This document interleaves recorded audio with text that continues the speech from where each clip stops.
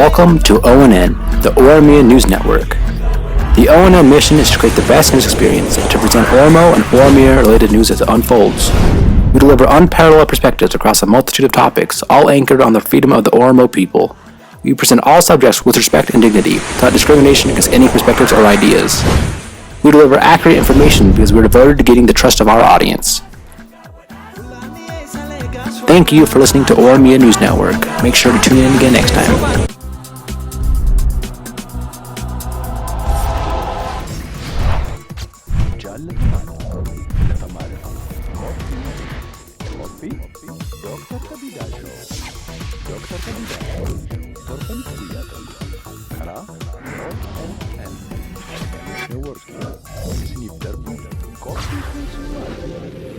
Dr. Kedida Show.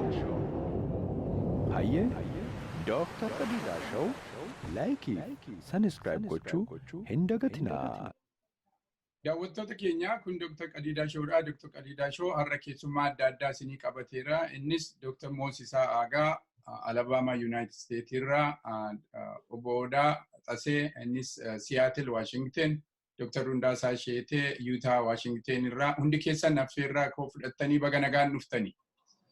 Galatoomii baga nagaan nu eedde. Tole egaa sagantaa keenya calqabnaa. Sagantaan keenya irraa waa'ee bilbiltuu oduu biyya keessa jiru kanadha. Yeroo baay'ee kaleessas galgalas har'as guyyaa guutuu odeeffamaa ture waa'ee security way guardi Jawar Mohamed irraa halkan kaasuudhaaf yaaliin godhame uummanni yeroo Oromoo amma yeroo ammaa kana naannoo adda addaatti hiriiraa fi karaa cufaas jira. Toota keenya kun Dr. Kedida Showdha. Dr. Kedida Show har'a keessummaa qabatee dhiyaateera. Keessummaan koo har'as Dr. Moosisaa Alabama United States irraa akkasumas Obbo Odaa Xasee innis Seattle Washington United States irraa Dr. Rundaasa Esheete Utah Washington United States irraa hundi keessan affeerraa Dr. Kedida Show fudhattanii baga nagaan dhuftani. Galatoomii. Baga nagaan nu eedde. Tole gamma sagantaan keenya irratti seenna. Sagantaa keenya irraa waa'ee bilbiltuu dubbii oduu o'aa jiru kana biyya keessatti hundi keessan argitaniittu social media irrattis miidiyaa adda addaa irrattis kaleessa galgala halkan Saati saddeet moo akkas akka jedhametti mana Obbo Jawar deemanii waardiyyaa isaa yookiin security isaa humnaan kaasuuf yaalamee ture. Isaanis didanii uummanni Oromoos uggusuma dhagayeetiin mana sun marseetiin amma nagaadhaan jira.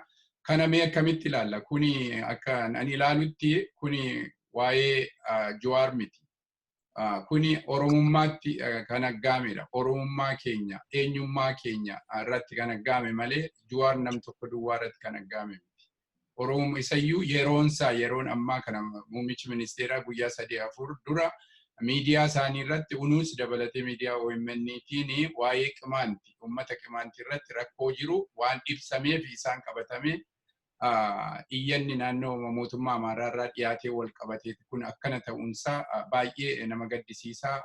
Mootummaa amma jiru kanas umurii isaa gabaabsaa deemanatti fakkaata. Har'a akkuma argitan egaa naannoo Amboo, naannoo Odaa, Adaamaa, Baaleettis akkasumas naannoo adda addaatti uummanni Oromoo hiriira bahee karaa cufaa jira. Garuu namni 9 amma riippoortii kan ta'e namni 9 ajjeefameera.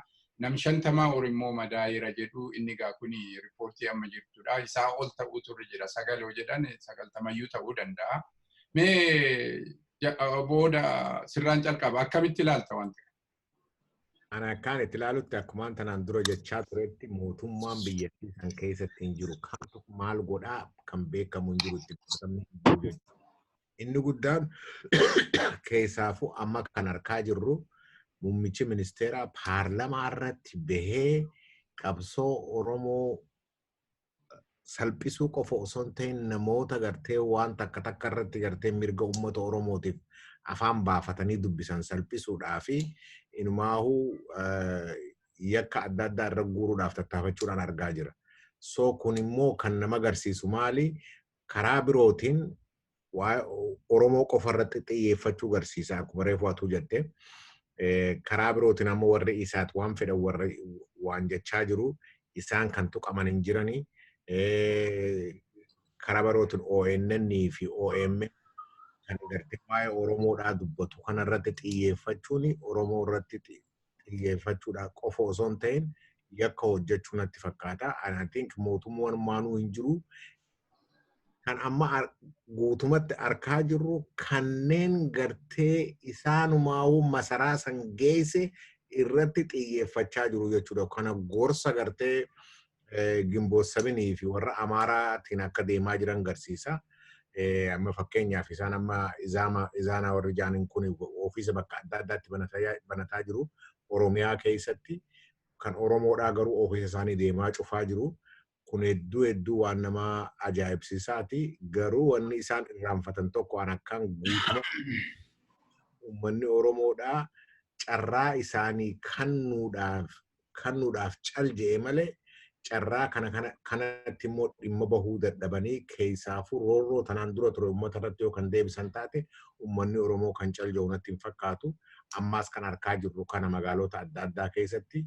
Kun immoo mootummaadhuma kanaaf fuulduraaf akka gartee isa hin arganne biyyattiin sanuu yoo Oromoon mirga ifii argatte malee akka biyyattummaan sanuu jiraachuu hin dandeenye sadarkaa sanitti kan nama geessu natti fakkaata. Akkaan argaa jirutti. Tole, Dr. Moosisaa ati akkamitti ilaalta dubbii amma jiru? Yaa ittuma dabaluudhaaf atuu jetteetta waa'ee Jawar miti dubbiin. Dubbiin Jawaarii sababa ta'e malee duraan dursee guyyaa 2 guyyaa 3 darban kana already hiriirri baha Oromiyaatti bakka adda addaatti ba'amaa jira. Already dissatisfaction kanan jedhamnetu jira.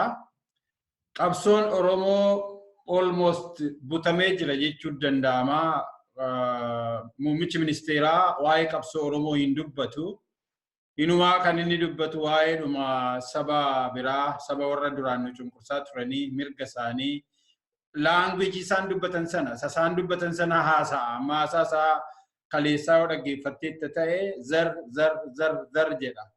Zariin kuni isa warri Izeemaa Gimboot 7 maalis jedhi warri Itoophiyaa ofiin jedhan suni gadi buusuudhaaf gaaffii sabootaa saban jedhani. Gaaffii sabootaa gadi buusuudhaaf kan isaan itti gargaaramanidha. Kitaabuma isaa irratti immoo barreesse kan nama dhibu. Group mirga garee kan jedhamu badii guddaadha. Itoophiyaadhaaf kan baasu mirga nam-tokkeeti. Sun immoo kanuma Biraanuu Naggaafaa odeessanidha.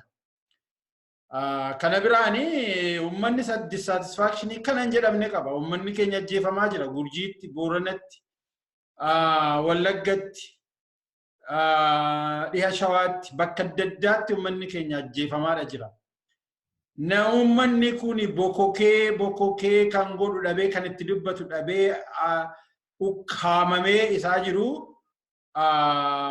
Dubbiin amma Jawar kun immoo gidduudhaan dhalate. Jawar yoo ta'e isaan innuu jedhee isaan gargaare malee wanti inni itti balleesse hin qabu.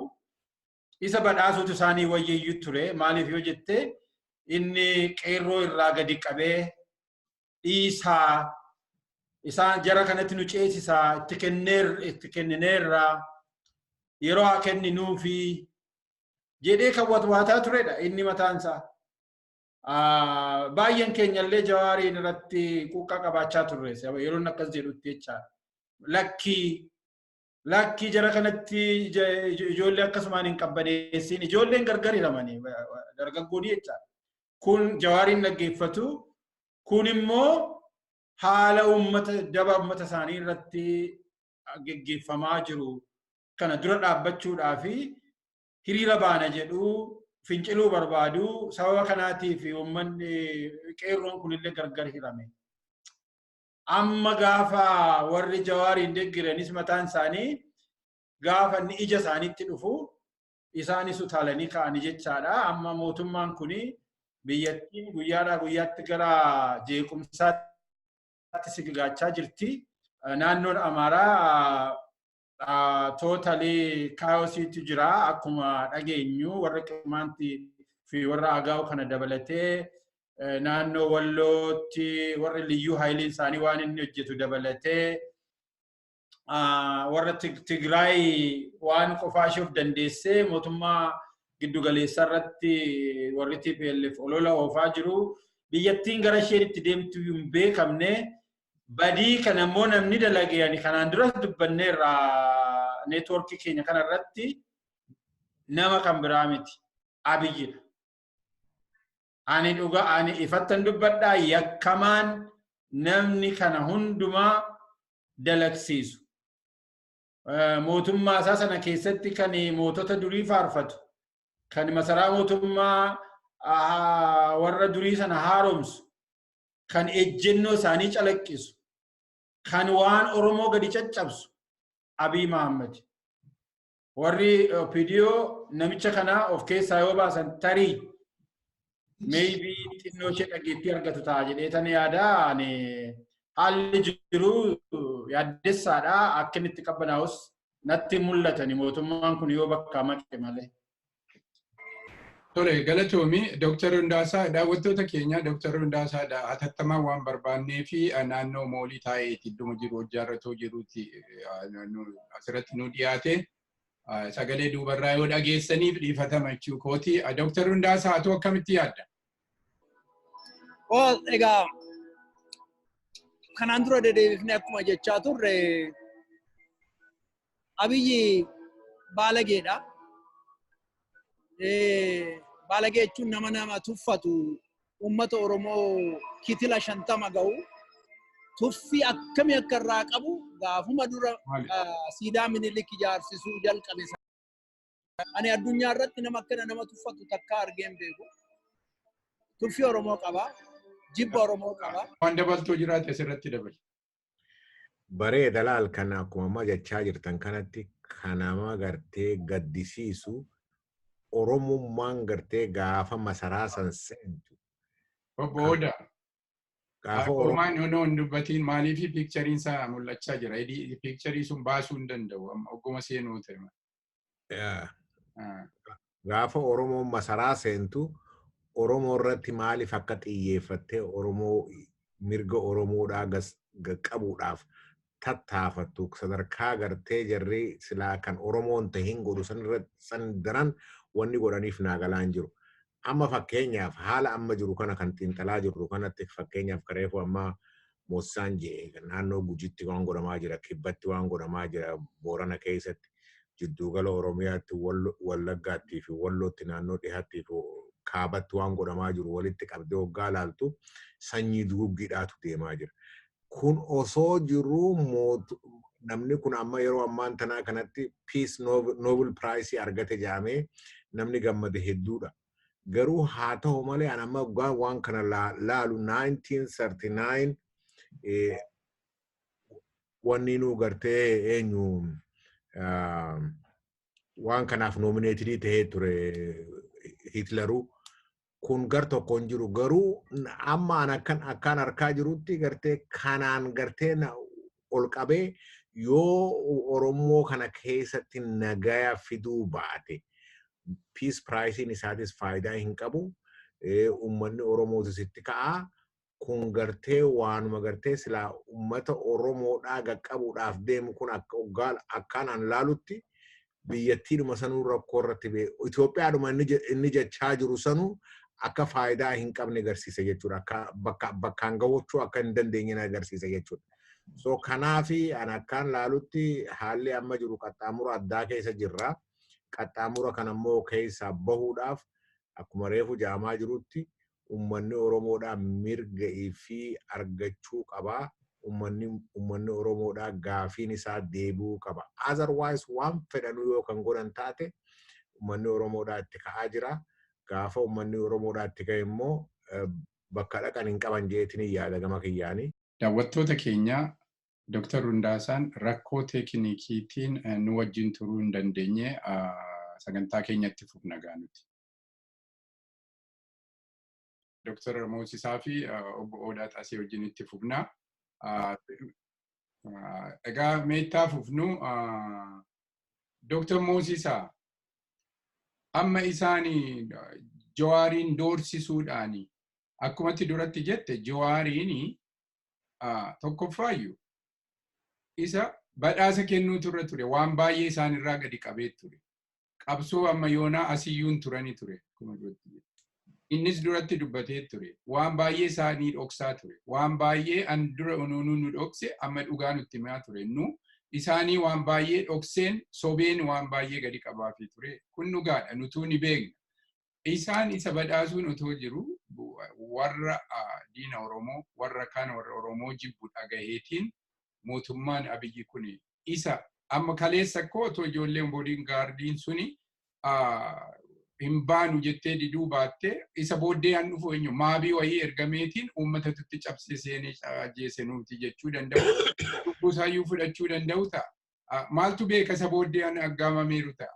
Kanaafuu isaan nam tokko irratti aggaamuun kuni hanfeeyyuu haa ta'u Oromoon hoggaa akkanaa kana tokkodha. Amantiidhaan naannoodhaan ilaalcha siyaasaatiin addaan nu baasuu hin danda'ani waan akkanaarra. Nuti hundi akkuma Oromoon jedhu nuti hundi Oromoon Jawaari yeroo ammaa kana. Anis Jawaari, atis Jawaari, Odaanis Jawaari, hundi keenya Jawaari har'acha. Kanaafuu isa doorsisaniitiin akka waa'ee tokkummaa keessattuu isa EPP maal jedhu Ethiopian Prosperity Party sun isa gidduu kana mormaa ture akka fudhatu fi doorsisuu isinitti hin fakkaatu. Ani doorsisuu duwwaanatti hin fakkaatani. Ani akkuma inni dubbatee ani Jawar dubbateera. Akkuma inni dubbatee karaarraa maqsuu natti fakkaataani. Karaarraa erga maqsinee booda nagaa argannaadha. Garuu dogoggoraniiru. Jawari waa ta'ee jennaan caalaattiyyuu qabsoo sana bilbilcha malee qabsaan abbaan fedheeyyuu kufuu danda'a. Kan Jawar immoo addatti inni baay'ee populaariidha, beekamaadha. Namni hundumtuu addunyaan isa beekaa. Waan tokkoyyuu isaaniif bu'aa isaanii hin qabu. Garuu akkanatti fakkaatutti attempting isaanii very dangerous. Baay'ee gadhee ture. Gaarummaan isaa ammaaf hin ta'in hafeera. Fuulduratti waan ta'u hin beeknu. Argitee biyya sana keessatti fuuldura hin deemani. Si ajjeesaniitu eenyu akka ajjeese hin beeknu. Si ajjeesaniitu si boo'u. Si wajjiniin boo'u dhaqanii awwaalu. Si wajjiniin boo'anii dhaqanii awwaalu. Kana diraamaa kana yeroo baay'ee meeqa arganeerra. Waan akkas gochuudhaaf akeekkatanidha kan inni fakkaatu. 100% dhugaa ta'uu hin dandeenyu. Garuu immoo the big picture maali kan isaan barbaadanidha. Keessumaa Abiy Ahmed kan inni barbaadu Oromiyaa dhabamsiisuudha. Ani itti namana kana. Guyyaan achi guyyaa aangoo qabatee qabee waa'ee Oromiyaa dubbatee hin beeku, waa'ee Oromoo dubbatee hin beeku namni kun. Inni waa'ee Itoophiyaa, waa'ee Fiqir, waa'ee Madammar, maarree inni jedhu kuni inni Oromoon mirga isaatiif pushii amuma gochaa deeme dirqamni natti kennameera tokkummaa biyyattii kana eegsisuudhaaf biyyattii kana akkas gochuudhaaf jedhee waan amanuuf Oromoon kun immoo biyya kana waan diiga jedhee sababa itti amaneef warri isa wajjin jiran immoo haadha manaa isaa dabalatee I'm sorry to say warri isa wajjin jiran immoo kanuma galgalaa ganama waan itti himaniif inni kanaaf waan deemuu natti fakkaata. Inni kun immoo Oromoon waa'ee Jawar miti dubbiin kana beekuu qaba Oromoon. Jawararra borii at any moment dhalli namaa hin du'a. Any moment abbaan fedheyyuu keessaa du'uu danda'a. Nu akka sabaatti garuu mirga keenya tiksuutu nurra jira. Yeroo akkas nurratti duulamu, yeroo akkas diinni ani warra Jawariin qeequ keessaa tokkodha ani. Yeroo baay'ee sababa waanuma xixiqqaa tokkoon. Haa ta'uuti gaafa diinni akka kanatti diina jedheen fudhadhani nama kana dhugaa. warra caalumaatu jira nama kee ajjeessuudhaaf nama kee obboleessa kee fira kee oromummaa balleessuudhaaf hoggaa ka'anii diinni kana caalumaatu. Diina namni kuni yoo diina wajjin hojjeta diina wajjin nyaata haasaa diina haasaa maalittiin jettaree nama kana lo'ee nu keessa lixee nu fakkaate. Kan na gaddisiisu garuu warra ilmaan abbaa gadaati ijoolmaan tokkodha nuti Oromoo ajjeesaa Oromoo miti Oromoo kan ajjeesaa jiru warra Gujiirraati Wallaggarraati Booranarraati mootummaa Itoophiyaatu Oromoo ajjeesaa jira kana kan ta'aa jiru. Laala amma Itoophiyaatu Oromoo irratti duulaa jira. Oromiyaa dhabamsiisuudhaaf duulaa jira. Karaa namicha kana fi karaa warra isa fakkaatanii jarri kuni baay'een isaanii warra haafiin isaanii saba kan biraa ta'edha. Keessoon isaanii kan inni barbaadu afaan Oromoo dubbatu malee keessi isaanii fedhinnaan isaanii fedhii saba Oromoo miti. Faallaa saba Oromooti. Isa kana dargaggoon ija qaroo godhatee eeguu tiksuu qaba. Garaagarummaa xixiqqoo qabaachuu ni dandeenya. Jawar wajjinis haa ta'u, eenyu wajjinis haa ta'u, eenyu wajjinis haa ta'u, yeroo wanta akkasii dhufu garuu walirratti juuluu wal bira dhaabbachuun keenya dhugaatti nu boonsa. Guyyaa har'aattis wanti ta'ee waan Oromoo hunda boonsedha. Akka kannisaa ka'anii wal bira dhaabbatanii no jechuun suni itti fufuudha qabaan jedha. yaa akka ilaali anis akka laalu akkuma manni jaalmoosisaan jedhutti dhugaa dubbachuudhaaf wanni kun kan jalqabame akka doorsisatti miti. Planned waan ta'ee deemaa jira. Warra gartee koree dhaabbatee jira. Koree gartee wanni mootummaan karaa sadarkaa birootti garaa feetetti hoggaa dubbiftuu nuti hin beenu nama akkana godhu kan jedhu kan jechaa jiran hedduutu jira. Kanaatu reefuun tanaas gartee mootummaan hin jiruu kan jechaa jiru kanaaf. Kun osoo jiruu namoota adda addaa sabboonota adda addaa hiraarsuu hidhuu waajjira fakkeenyaaf adda bilisummaa Oromoodhaa saamuun kun hundinuu doorsisa haa fakkaatu malee sagantaa duraanuu qaban. Amma akka sadarkaa waan amma gartee Jawar irratti godhaa jiran kana boru maal akka godhaa jiran pilaanni isaanii maal akka ta'e ifaadha jechuudha. So kun immoo nama agarsiisaa maali silaa amma waan ta'e kana sadarkaa addatti fudhatanii deeman mootummaan sunii fi biyyattummaan sunuu sadarkaa maal irratti akka geessu nama agarsiisa jechuudha. Dhugaadhaa Jawar karaa adda addaatiin yeroo nutus nama qeeqnaa waan takka irratti gartee sirriidhaan miti jennee dubbanna. Haa ta'u malee sadarkaa kanatti pilaand tahee gaafiidhuma Oromoodhaa sapres godhuudhaaf gadi qabuudhaaf ummata Oromoodhaa hiraarsuudhaaf kan mataa ol qabatee waa'ee dhimma Oromoodhaa hojjete karaarraa ammaysuudhaaf kan godhamu kana Oromoon hundinuu dura dhaabbachuu qabdi. Gama keenyaanis dura dhaabbannaa akkuma guutuutti jechuu kiyya. So wanni jechaa jirru maali inni guddaan wanni ammaan tana jalqabame kun doorsisa haa fakkaatu malee itti galteen isaa maal akka ta'e Oromoon tilmaamuu danda'uu qaba. Kana tilmaamee immoo Oromoon waan arraan tana jalqabame kana akka ittiin fufnee fi fuulduraafillee akka yaaduma kanaa hin qabaanne godhuun barbaachisaadha jeetiin yaada. Arreefuun tana eenyu itti aanaa pirezidaantii Oromiyaadhaa dhaggeeffachaa. Mallis dhaggeeffachaatiin ture. Wanni inni jechaa jiru nuti waan kana hin beeknudha. Wanni hanga amma har'aa godhamaa ture hundinuu deebisaan isaanii nuti kana hin beeknudha. Gamana diranii gamas diranii hin beeknudha. Qabatamaan uummata Oromoodhaa ijoollee Oromoodhaa amma wanta naa'u ajjeesaa kibbatti kaabatti dhihaatti gidduugalatti uummata Oromoodhaa ajjeesaa fixaa hin beeknu jechuun waan hin danda'amne. Kanammoo kan godhaa jiru mootummaa Abiyyiidhaati. Amma waan inni haasa'e tokkos dhagayaatiin ture paarlamaa kanarratti. Akka waan gartee isaan wayyaanee wajji tahanii uummata Oromoo fixaa fi ficcisiisaa hin turre tokkotti seenaa if tolchuu barbaaduudhaatu ture. Kun immoo uummanni Oromoodhaa waan hin beekne itti fakkaata jechuudha. Hanga har'aa waan isaan godhan guututti Oromoonni beekaa wayyaaneen waan goote hunda keessaa 100% qooda qabu.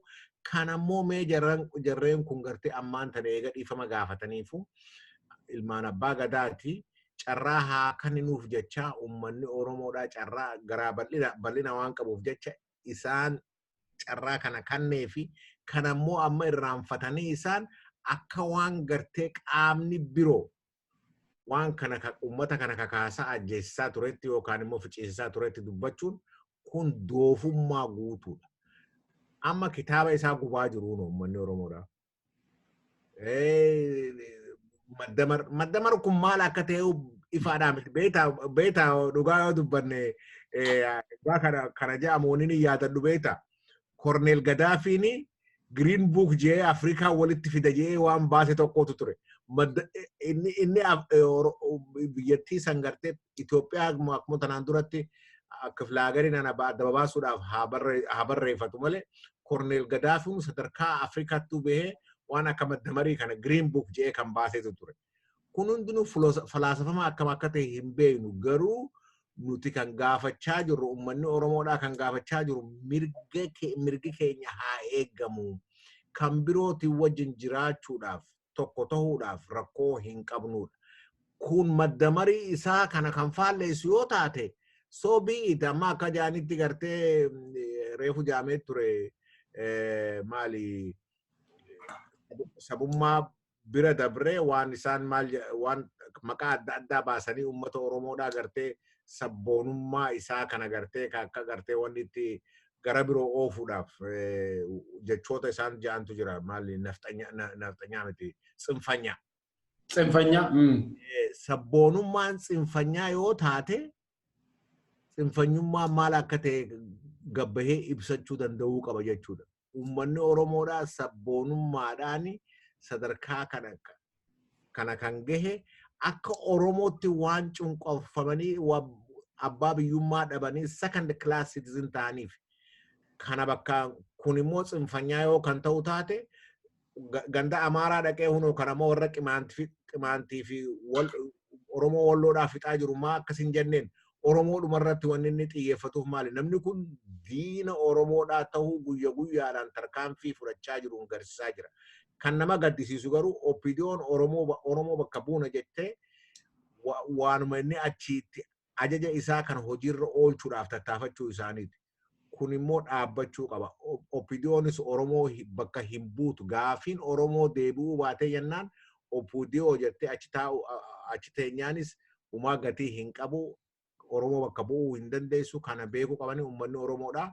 Kan ammoo akka gaariitti akka tanaan duratti gartee fincilee isaanuu masaraa geessan amma warri inni masaraa geesse kuni akka dhimma isaatiif hin dhaabbanne beekee adabaan teessisuu qaba kan jedhuun qaba gama kiyyaanis dubbiin kana gartee amma maddamariin isaatis gartee ooma gartee eenyu Korneel Gadaafiin Green Book jee baasisan fakkaatti gama kiyyaan.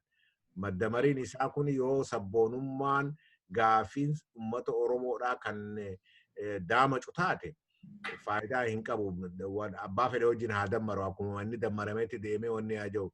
Kan biroo waa takkaan kan hin dhaga'ee ture beekta paaspoortii alaa qabatanii maarree faa kan jirutu ture beekta. Jaartiin isaartu paaspoortii alaa qaba second paaspoortii qabdi. Ijoolleen isaas qabu. Ijoolleen isaatis qabu. Innis karaa jaartiin ijoolleetaan waan qopheeffate qaba jechuudha amma Oromoo diigeetiin achiin deema kan jiru qaba jechuudha. Namni garuu waan akkanaa kan hin qabu. Koottaa uummata keessaniif dhiifamni godhame uummata keessaniif karaa dandeessaniin karaa dimokiraatiidhaan hojjedhaa kan jiruuni hayyee yoo carraan akkanaa kun argame uummata keenyaan ni hojjenna isinis itti fufaa isin deeggarraa karaa nagaatiin uummanni Oromoodhaa waan barbaade argatu jechuudhaan uummanni seene malee second paaspoortii third paaspoortii jee sanuu paarlamaa irratti waan dubbatamuu hin qabne waan biyya tarkaanfachiisu dubbachuu dhiisee waa'ee kitaaba isaa maddamariin dubbatu waa'ee namaa achirratti gartee kaan ficcisiisee kan akkana godhee jedhamee gartee paaspoortii qabdanii boodan gamas deemtanii maarree jee wanni jechuurra waan isarraa eeggamu. Isarratti amma laayu isteeppiidhaan fudhatamaa ture amma aggaammii mitii waan jettan sun anuu aggaammii natti fakkaata yaanan jedheef garuu amma konfiinsii na gochaa jirtu maaliif seetan isteeppii waan tokko amma laa tokko lama sadii ta'eetti fiishkaa faana fuufamu miti isteeppii tokko rakkoo naannoo qimaantii fa'aa ga'ootti dhufedha. Isteeppii lammaffaa iyyata warri naannoo Amaaraa mootummaa Amaaraa galfate. Sadaffaan asirra inni paarlaamaa irratti gadi ba'ee sodaachisa goosise sun almost specifically miidiyaan inni ibse sunitti kan dhiyaatu yeroo ammaa foreign citizeniidhaan ONN ta'u OMN'dha. Isa xaaneetti ONN'dhaan biyyaa galee garuu biyyuma suniin ONN godhamu biyyuma dhaloota suniin ONN'n. Directly attaakiinuma Jawar gochuuf kan fedhe fakkaata. Arfaffaa bakka sadaffaa bira darbee ajjechuudhaaf yaalamee jechaadha. Baay'ee pilaanii godhameeti garuu an isaanii galuu hin turre an isaaniin galle nuti hundi tokko ta'uu keenya. Yaadaan addaan baanee yaadaan mormine seera abbaa gadaatiin seera gadaa siistamiidhaan yaadaan wal mormirane malee nuti ajjechaadhaan wal ajjeefnee miti wal mormu. Akkasitti isa beekuu turre ture. Ani kaleessa Odaan mormaa fi har'a Odaan jibba jechuu miti. Kaleessa Jawar mormineef Jawar jibbina jechuu miti. Yaadaan addaan baanee gara tokkotti haa dhufne turre malee tokko Oromoon. Oromoon garmalee na boonsaa jira waan kaleessaaf har'a gochaa jiru. Garuu amma kana booddee maaltu dhufa jettaniiti yaada. Jawariin amma kanan sodaachisaa jiru. Fayyaasaa laayifii isaatiifis sodaachisa boru makiinaatti buusanii ajjeesuu danda'u. Akkuma kanaan dura nama adda addaa sodaachisaa turan sun. Rakkoo boodigaardii qabaachuu duwwaa miti amma isaan mootummaan kuni keessattuu kun immoo rakkoo amma ananiitti yaadu Dr. Abiyyi mootummaa biyya suniiti an biyyittiidha don't care. Rakkoon guddaan kan jiru Oromoo hangadi wanni jedhe mataa gadi qabsiise. An salfachiise mootummaa Oromiyaati jedhee yaada akkamitti yaaddu. Maaliifii naalame naannoo mootummaa Amaaraa wanti kittiin hoggaa kaatu federaal mootummaa federaalii illee hin ajajamnu hin dhageenyu jedhanii uummata isaaniitii hoggaa dhaabbatan dhageesse. Asirratti garuu akkas miti maalii miti sodaadhaan kan dubbatu fakkaata har'a Shimallis Abdiisaa anitti kennanii kan dubbisu fakkaata malee yaada isaarraa kan dubbatu illee natti hin fakkaatu sodaarraa. You can tell psychologically biyya Ameerikaa namni biyya Ameerikaa beektan jira addunyaa irratti sign languagein 80% dha. Namni afaaniin kan dubbatu 20% understandii goota namni sign language beeku. Ani akkan understandii godhe baay'ee sodaateeti dirqama dubbadhu kan jedhaniif kan dubbate natti fakkaata. Mootummaa Oromiyaa miti balleessaan Abiyyi irra amma Dr. Moosisaa. Yeah.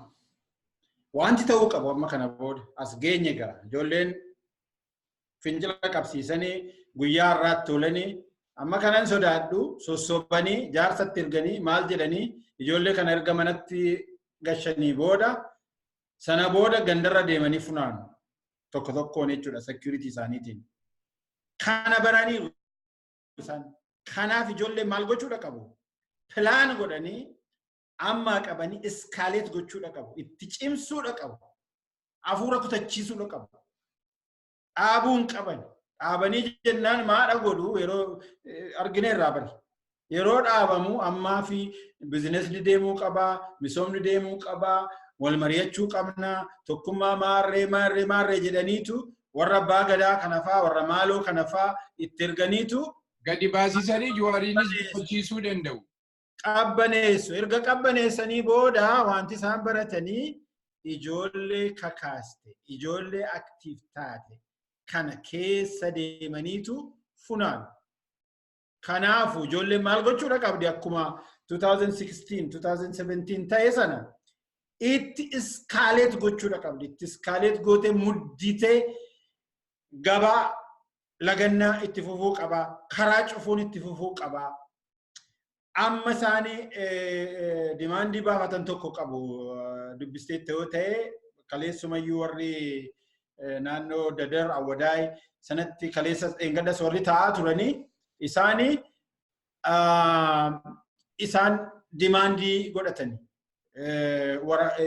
labsiin yeroo atattamaa Wallagga irratti Boorana irratti Gujii irratti ta'e nurraa haa kaafamu hidhamtoonni 10,000 lakkaa'amanii nuufaa hiikamanii warri nama keenya meeqa ajjeesan mana gubanii itti gaafatamanii waan tarreeffatan sana afaan Oromoo afaan federaaliyaa ta'u mirga afaan Oromoo afaan federaalaa ta'u Dirreedawaan kan Oromooti Finfinneen kan Oromooti warri amaarri asitti mirga nurratti qabaachuu hin qabu akkas hin godhu jedhanii isa tarreessan sana cimsanii gaafatanii jabeessanii itti fufuu qabu. Maaltu ta'a beektaa sana booda gaafa tocho'uu dadhabanii akkuma Hayilamaariyaam Dassaalenyi gaafa garatti godhu dhabu aangoo gallakkise sana inni kunis yookiin ofiisaa gallakkisa yookiin opidiyoon walitti qabameetu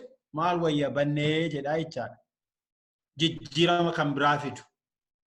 Yookaan inni dhaabbileen mormitootaa baay'ee biyya keessa jiru. Isaan ofitti fiduudhaaf pilaanii baafachuu danda'u. Keessumaa namichi kun irraa bu'uu qabaani. Ijoolleen Oromoo, ilmaan Oromoo kun guyyaa marraayyuu nama 10 meeqatu du'ee jedhama. 10 lakkoofsa isaa hin beeknu garuu nama meeqa du'eedha. Booris akkasuma namni wareegamuu danda'a. Hamma nama 5,000 10,000 wareegneerra kanaan dura. Kanaaf amma dimaandiin isaanii inni tokkoffaa namicha kana irraa buusuu qabdi. Yoo xiqqaate namicha kana irraa buustee riskiraakshiroo gochuu qabdi. Warri amma biyya bushina jettu kun jechaadha. Yoo kana isaan hin godhan ta'e, yoo jijjiiramni mul'ataan hin mul'atu ta'e, har'as gadi ba'anii boormanatti galuu jarri humna qabu. Humna qabanii san ammas ijoollee warra ija taate fuudhaniiti mana hidhaatti naqu kun nama hin baasu tasumaa jechuu kooti. Yaa nama opidiyoon ODP'n kun itti gaafatamtii kan jettee gaafatteef laal kan nama dhibuutu tokko kanaa beektaa.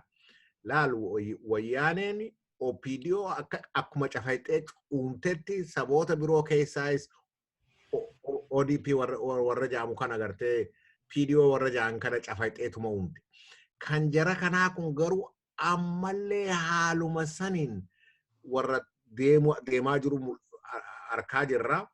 Kana biroo dabaree immoo tarkaanfiin isaan fudhatan kan gartee silaa saboota biroo irraa baratamu osoo hin ta'in Oromiyaadhuma qofa irratti kan jabaate fakkaata. Akkuma reefu jaamaa jirutti gaafiin bakka adda addaa irraa gartee osoo amma wanni kun hin ka'inuu kan gaafatamaa ture deebi'uu qaba.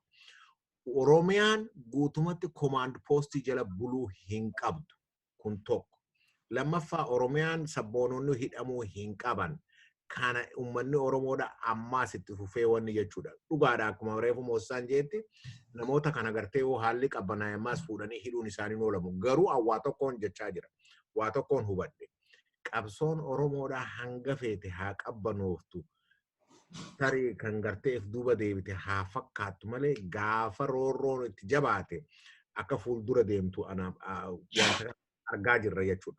Dhugaa dubbachuudhaaf. So kanaafi wanni fedhee yoo ta'e namaas yoo hidhan namaas yoo ajjeesan sadarkaa gartee itti aanutti itti fufu malee qabsoon kuni kan dhaabbatu natti hin fakkaatu. Ammatti dhugaadha gaafiin gartee namoota hidhuu wanni jajaamu jira. Opidiyoon dhugumatti guututti itti gaafatti. Isaanuma keessaa sabboonota hiraarsaa jirti Opidiyoon. Jarreen kun hundinuu qabsoo Oromoo keessaa gartee bahuu qaban kan jedhuun qaba. Oromoodha bulchina jedhanii achi taa'anii mirga Oromoodhaa kan hin kabachiifne yoo taate faayidaan isaanii mul'achaa hin jiru. Uummanni Oromoodhaa itti fufuu qaba. Tokkoon isaanii itti gaafatamuu qaban. Amma kaleessa nama wajji haasawaatiin ture beektaa warra ijoollee qabeenya qabdu takka USA kana keessatti. International Criminal Court dhiheessuudhaaf qophaa'aa jirra waan jiru tokkoon. An hedduun waan kana wanni jedhe. Jarreen kun keessaafuu OPDO keessa abiyyumarraa jalqabii guutumatti OPDO keessa aangaa'ota ta'anii katanaan durallee wayyaanee wajjin uummata keenya fixaa turan, ajjeesaa turan, hidhaa turan. Ammallee itti jiran kun International Criminal Courtidhaaf dhihaachuu qaban. Oromoon kanarratti hojjechuu qaban. Nummaanuu warri biyya alaa jiru kanarratti hojjechuu qaban kan jedhuun qaba. Kan biyya keessa qabsoo isaatti fufuu qaba. Kan biyya alaatis waa godhuu qabna kan jedhuun qaba.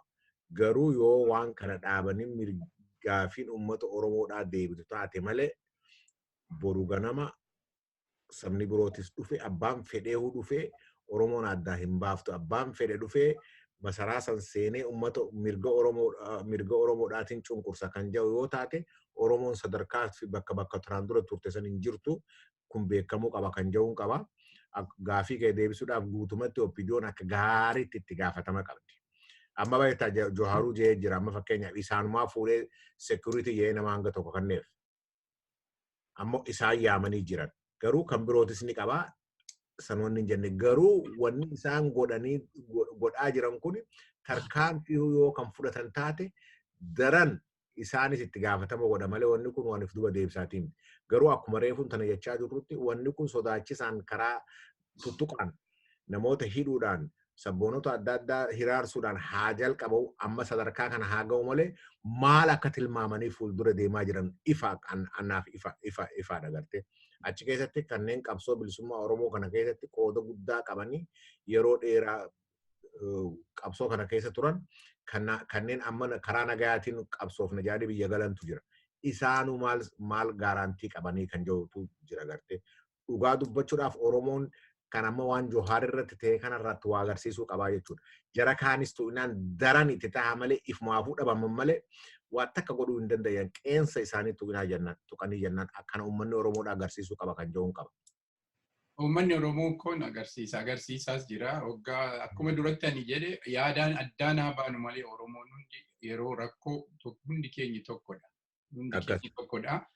Kanaafuu amma isaanii kana booddee of eeggannoo barbaachisaa godhu turre jira. Hundi qabsoowwan Oromoo biyya jiranii warri qabsaawanii Jawaariis dabalatee gaaraantiin hin jiru jechaadha. Kana booddee Jawaaris nuti gorsa tokko tananitti mo'anii uummata Oromootiin si duuba jiru waa'ee Oromoo irraa duubatti hin deebi'in ammas jechuudha.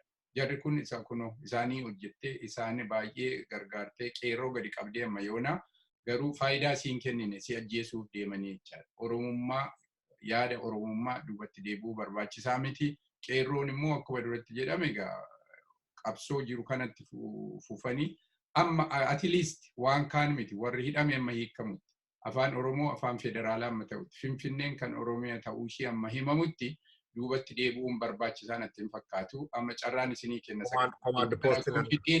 sagantaa keenya kana otoo hin fixiini carraa dhumarratti ergaa Dr. Otoo se carraa isa dhumaan naqiin duraa achumaan itti dabaladhuu dubbadha. Okay, tolesh. Fixuu asumaan. Walumaa galatti sila dubbadheeraa warri amma ijoolleen gadi baate kun ijoolleen already wal gurmeessitee jirti. Fincila bakka biraatti jalqabaniiru. Isuma sanatu itti fufee baha Oromiyaatti jalqabamee ture.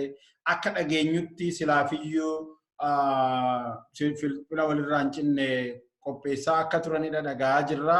Sun itti fufuudhuma qaba tokko. Lammaffaa jaarmiyaaleen siyaasaa gamtaa dhaabbatanii turan jedhanii yeroo darbee dhageenyeerra isa sana cimsuu qabu. Bakka tokko dhaabbachuu qabu. Qilleensi isaan gidduu galuu hin qabu. Duraaniyyuu oppiidiyoon of dhaqee keessa haa galuyyuu malee rakkoo kana hundumaa rakkoo jaarmiyaaleen siyaasaa odeessan hundumaa kan create godhe oppiidiyoodha. Oppiidiyoo keessaa immoo gammataan oppiidiyoo rakkoo guddaa akka inni argamsiisaa jiru beeknaa jechaadha. Karaa Jawaariin ilaallatee gorsan kennuu fi warri itti dhiyaatanis kan isaanii nu hubachisuu qabanii gahee jechuu qaba. Ammayyuu tarii bakka tokko gahee galagalee ammasii jarri kun ammayyuu nu ceesisuu akkas nu godhuu kan jedhuuni harkarra qabuu waan akkasii kana jaarsummaatti erguudhaan wanta daddaatiin yoo ammas duduba kan galagalu ta'e qeerroo kana arras qabbaneessitee booris qabbaneessitee yeroo hundumaa sii ka'uu hin danda'u. Arras wajjiniin dhaabbateera wajjiniin dhaabbadhu. Falmi kun ta'uu qaba. Kun amma ta'utti falmadhu jedhiiti qeerroo kanatti itti himi ifatti. Malee walawwaluu yookaan waan akkasii kana jira miti waan akkasii kana irraati dhaabbachuu qaba. argitee chaansiin lammaffaa siif hin kennamu. Lubbuu keeti jechuu kiyyaa miti lubbuun namaa inuma du'a. Garuu otoo wanti kuni wanti isaa yaadan kuni otoo wanti hamaan tokko ta'ee Jawaaris har'a nu wajjin hin jiru haalli jiru hundumtu bulbulamee tarii biyyattiin iyyuu jeequmsa hin barbaachifne keessa seenti ta'a. Kanaaf amma erga lubbuudhaan hafte kana booda aantummaa kee dhaabicha sanaaf otoo hin taane ummataaf godhiiti amanamummaa kee ummataaf godhiiti firmili cimsiiti miilla kee jedhuuti mirga Oromootiif dhaabbadhuun ittiin jedha. Tola galatoom yaallo odaatu. Ani waa takkaan jechuu barbaada asirratti kan inni hanga ammaa fittoon dhiyeenya kana leencoo baatii fi kanneen gartee biyya san keessatti gartee amma advisors ta'an kun for nothing eenyu gurbaan qaalichi security headiin san maqaan isaa eenyu ture? Abbaba Garasuu. Lakki Abbaba Garasuudhaa kan security adda addaa Getaachoo Saffaamoo. Lafa jalatti uummata deemee hiraarsu keessa nama qaqqabu keessaa tokko. Eenyu security headiin kun? Kan duraanii immoo kan ammaa? Kan ammaa. Isa bira dhaqanii waan tokko waan wal mari'atantu jira kan jirutu dhagayamaa ture. Akkamitti keessaafu biyya alaa kana keessatti maqaa OPDO ol kaasanii hawaasa biyya alaa kana keessatti akkuma tanaan dura godhaa turanitti uummata Oromoodhaa du'aa jiruu wal dhoorguudhaan wal gaarreemsisu akka irratti hojjetamu irratti bira dhaqanii gorsaa turan kan jirutu jira. Isaan kunis waan akkanaa kanarraa dhaabbachuu qaban. Kan amma gartee jarri kun nama isaaniif hojjetu dhiisiiti nama isaanitti galee isaan keessaafuu waanuma isaan ja'an kanaa'u hojjechaa jiru warra wanni jedhuu miti. Kanaaf jecha dhugaa dubbachuudhaaf amma qeerroo waan kana eega yaamaa turtetti qophaa'aa turtee jirti. Dhiyeenya kanaa'u ibsa baasanii dhiyeenya kanaa'u yaamate. Boruu jalqaba ture. Boruu jalqaba ture. Garuu ifumaaf deemanii itti danqaraman. Daran ifumaaf jabeessan jechuudha. Ifumaaf wanni jechaa jiru. Jarri kun waan godhanuu kan beekan natti hin fakkaatu. I think akkuma mataan isaanii cafaqamee tolfame sanitti ammallee yaadaa jiru saniin achi tarkaanfatanii waan isaan yaadan tokkollee hin jiru kan jedhuun qaba. Dhugaa dubbachuudhaaf keessaafuu uummata Oromoo irratti waan hojjetamaa jiru arganii kan at least sabboonummaan onneen sabboonummaa xiqqollee taatutti mul'atu natti hin fakkaatu. Kanaaf Jawaaris dhugaadhaa waa hedduu dho'isaa turtaa hedduu wal beenyaa yeroo adda addaatti illee waan tokko sumaaniin jechaa ture. Haa ta'u malee takkaa gartee sadarkaa kana waan gahu irratti shira walitti yaaduu irratti immoo waan hin taane amma nuti si bira jirra. Atis gara keetiin waan kanaan dura gartee dho'isitee fi gartee irra diddibaa turte dhugaadha waan ati godhaa turteef ni beeyna. Naanillee jettee jirta. Jarri kun yoo tarkaanfiin isaanii kun ammaan tana gufate ummanni Oromoodhaan luuzii godhaa kan jiru qabaachaa turte. Dhugaa dubbachuudhaaf tarkaanfiin isaan godhan kun ummanni Oromoodhaa akka luuz godhu kan godhaa jiru jara kana. Kanaaf amma toftaa birootti barbaadu ummanni Oromoodhaa akka ka'ee ammaas mirga isaa eegsisu godhachuu danda'uu qaba kan jiru irratti atis amantee jara kana waan silaa dho'isitee tanaan duraa gabbaastee himuudhaa fi ummanni Oromoodhaa akka qophaa'u godhuudha. Siin achitti ummanni Oromoodhaa qophaa'ee qeeroon waamicha yaamtee qophaa'aa turte. Amma immoo erga dhufteef eega akkas ta'eefu kan ammoo dhugaa isaa gabbaasuu qabdaa. Ummanni Oromoodhaa dhugaa isaa beekuu qabaa waan deemaa jiru guyyaadhaan jala deemee hubachuu qabaa. You have a means to let people know. Miidiyaa qabdaa miidiyaa irratti keessaafuu waan dhihatti uummata keenya irra godhamaa jiru. Kibbatti uummata keenya irra gujitti uummata wallootti uummata keenya irra godhamaa jiru saaxiluu irratti akka hojjettuun dhaamuu barbaada. Uummanni keenyaas kana hubatee fuulduraaf haala jiru laalee tarkaanfiin amma deemaa jiru kuni kara deemu waan hin beekneef jecha kan birootis akka fudhachuu danda'u yookaan immoo liqimsuu danda'u beeknee itti fufnee gartee mirga keenya eeguu qabnaa kan jedhuun qaba. Uummanni Oromoodhaa kanarratti I think hanga ammaa akka gaariitti jira. Kanatti fufuu qaba kan jedhuun qaba. Tole, galatoomaa daawwattoota keenya sagantaa keenya har'aa kana asirratti finnaa. Egaa hundaanis akka nama dhuunfaa tokko akka Oromoo tokkootti Jawaariin si wajjin jirra. Aggaamiin sirratti godhame, anarrattis kan godhame, Oromoo irrattis kan godhame akkasittan fudhadhanii amma feeyyuu ta'u uummanni Oromoo ammas yoo ta'e hordoftanii maaltu ta'aa jira kan jedhudha. Aggaamiin Jawaar irratti godhame. Aggaamii qabsaa'ota Oromoo warra achi jiranii hunda irratti kan godhamedha. Kana hiikuudhaaf rakkoo amma jiru kana gochuudhaaf tokkummaan Oromummaan baay'ee barbaachisaadha. Keessattuu dhaabbileen Oromoo warri torbee lamaan darbe tokko taane jedhan sun toshanii waliin hojjetanii naannoodhaan rakkoon dur kan jirudha. Rakkoo durii wajjin anarra boluun jiru. Warra diina keenya dur harma nurraa kute billitii dhiirarraa kute wajjinuu jiraachaa jirra. Isaaniif iyyuu dhiifatama gooneerra. Hundi keenya dhiifatama walii godhaniitiin dhaabbileen Oromoo hundi tokko ta'anii tokkummaa isaaniitiin walitti deemuutu irra jira. Tokko ta'anii Oromiyaan akkamitti akka bilisa baatu, afaan Oromoo, afaan federaalaa akka ta'u, Finfinneen kan Oromiyaa akka taatu irratti hojjechuun baay'ee barbaachisaadha. Isa biras darbeetiin egaa Jawaaris yoo ta'e har'a kanasitti aggaamaniiru borummoo maal dhufuun beekamu. Kanaafuu maqaa kee kana booddee maqaa kee hin tureessin. Maaliif akka kanaan dura isaan gargaaraa akka jirtu beekna si mormina malee hin baay'ifte siin jenne malee akka gargaaraa maalitti akka gargaarte maaliif akka gargaartu nu galaa jira. Kana booddee qeerroo wajjin dhaabbadhu, Oromoo wajjin dhaabbadhu.